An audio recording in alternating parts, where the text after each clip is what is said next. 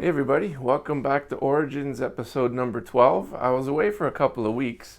I'm a teacher in another reality, and it was report card time and that kind of thing. So, it took me a couple of weeks to get marks ready and do report cards, and parent teacher night was last Thursday, just a few days ago. So it's been a really hectic couple of weeks. So I had to kind of take a break from doing Origins. Sorry about that. But we're back. We're back on schedule. And today in episode 12, we are going to talk about, as you saw in the intro, guitar. I love guitar. I play guitar. I've played since I was about 14 or so. Not that I'm any good or anything, but I try. I try my best, and I've played most of my life. There was a period there, probably for a decade in my 20s, where I didn't play, but I picked it back up again in my 30s. And I wanted to talk today about the electric guitar and the origins of the electric guitar. So really, if you think about it, if we just give it a little bit of context, and how the electric guitar came to be. If you think back to the early 20th century, so the 1900s, 1910s, 1920s, electricity wasn't available in most homes until about the 1930s. Films, talking films, not silent films, but talking films, were in about 1927. Same with television, not widely available in most homes until the 1930s or 40s, probably even the 1950s. But the technology sort of came to be around about 1925 or 1927. So films and television around about the same time, but really not widely accessible or available to most North Americans until later. Electricity, again, invented, not a common thing. They put it into new homes, into new builds, and starting in the 1930s. But the older properties and older homes did not have, working electricity and wiring throughout the house and whatnot. So these things, it takes time when these inventions are first created for them to become accessible. So what did people do for entertainment back in 1910 or 1920, or in the Depression of the 1930s? You went out, maybe you went to a bar or a club, maybe you went to see a film. If you had a couple of extra pennies to splurge on that, you went out to dinner. But certainly, you went out to the live theater. But certainly, you went out to listen to live music. And big bands became popular around about the early 1900s, around about 1910, all the way through to the 1940s and beyond that. And when we talk about big band music, we're talking about drums and brass sections and these really large groups that could crank out a lot of volume. And you think about people maybe in a club going to watch a big band perform, and they're dancing and they're drinking, and the band is really loud and the crowd is really loud, and everyone's having a really good time. If you've ever heard drums, somebody play drums, a loud drummer in a room, it can be deafening. And certainly with a brass section with saxophones and horns and all that kind of cool stuff. If you get a dozen of those guys together plus a drummer, that's a pretty loud band you have. And the poor acoustic guitar player was completely drowned out. Because electric guitar didn't exist. It was just the acoustic guitar. And so the guitar needed to be heard in the big band context. And these two fellows by the name of George Beauchamp and Adolf Rickenbacker, and that's the same Rickenbacker who today the Rickenbacker Guitar Company started. And they really are sort of credited with making the first electric guitar. It's called a frying pan guitar, and I'll put a picture up for you so you can see. It looks like a frying pan with a neck on it. And they figured out how to put a magnetic pickup in it to pick up the vibrations of the strings.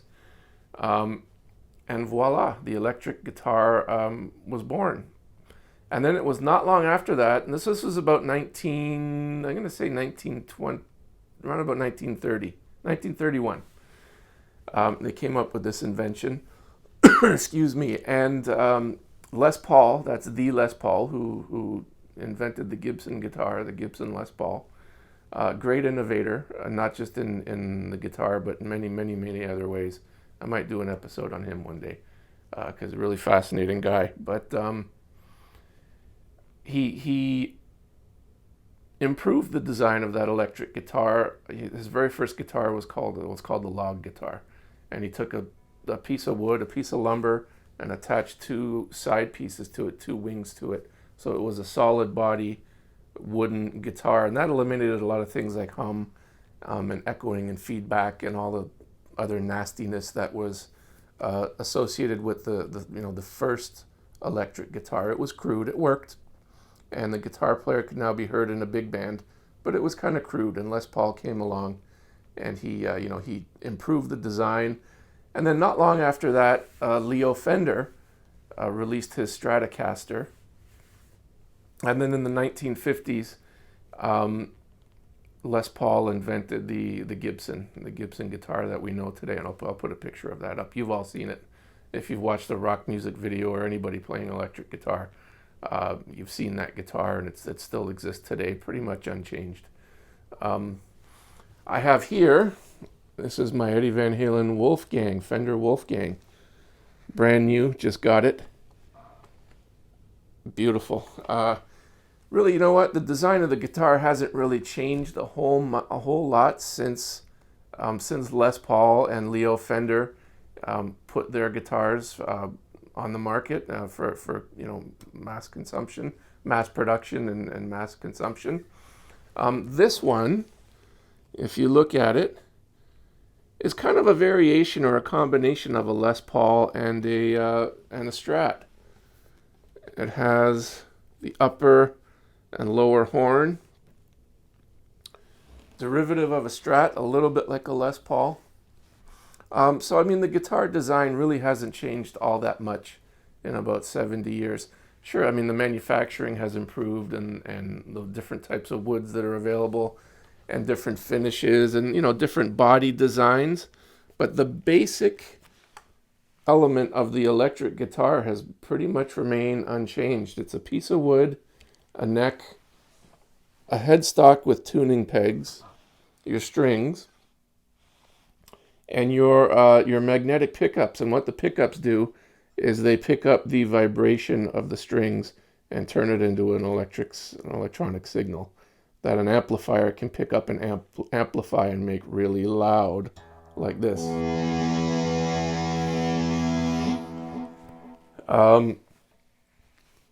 And then, sort of a modern invention on that is the Floyd Rose bridge system, which allows you to do fun things like this.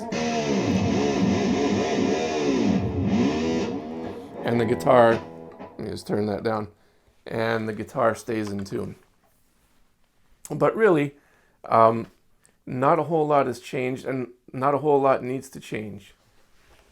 Cool instrument, perfect as is, and it's been like this for a long time now. It doesn't need to change. Such a cool instrument. I think it's the coolest instrument out there. Great hobby to have. Tons of fun. The electric guitar, the 1930s it started, because guitar players needed to be heard. And acoustic guitar is great. I love listening to acoustic guitar players. I have one here. I don't play it a lot. I prefer to have fun on electric, but I do play acoustic a little bit too.